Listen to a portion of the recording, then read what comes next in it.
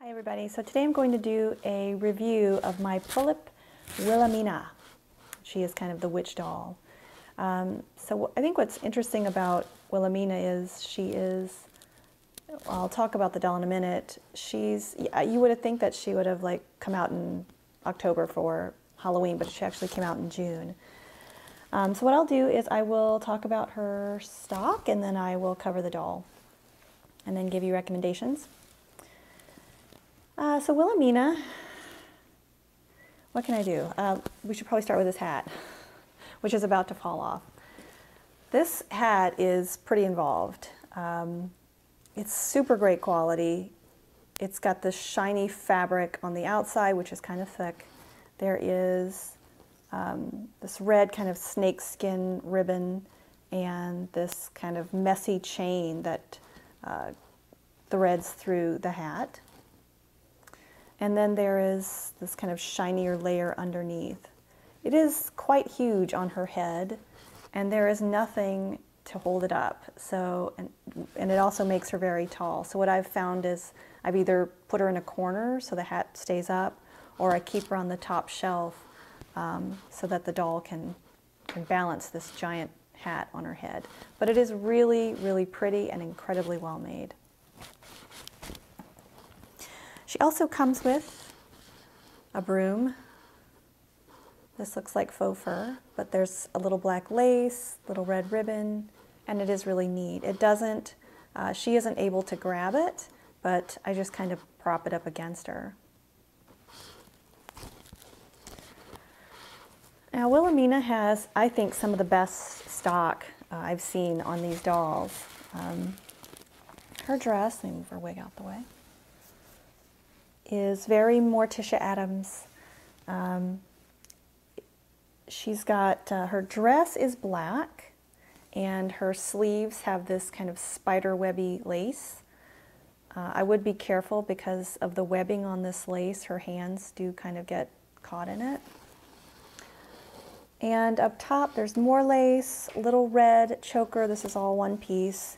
And she has this corset-like part that is really, really detailed. I don't know if you can see these little silver buttons, which are sewn on individually, but then if you can also get to see the side of her corset, it's laced up on both sides.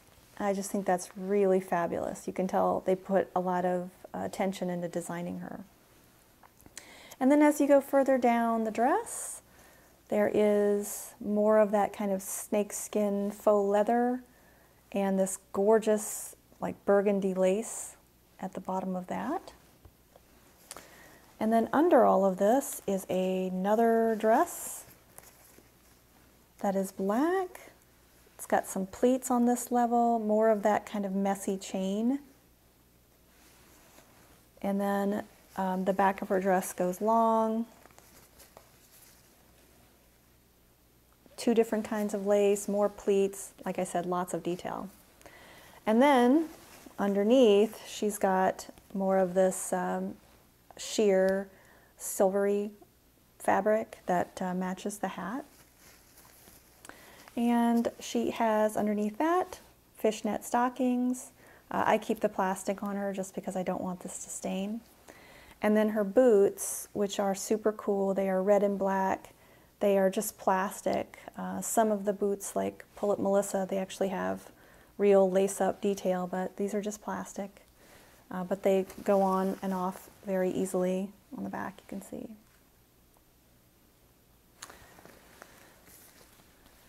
So the doll, her wig, I'll start with the wig.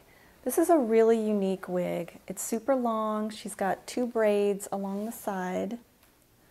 And it's two different colors. So you can see up here there's brown on one side and then this kind of, I would say maybe blood red on this other side. But really pretty. It goes all the way down to the ground. It is one of my favorite wigs, I think.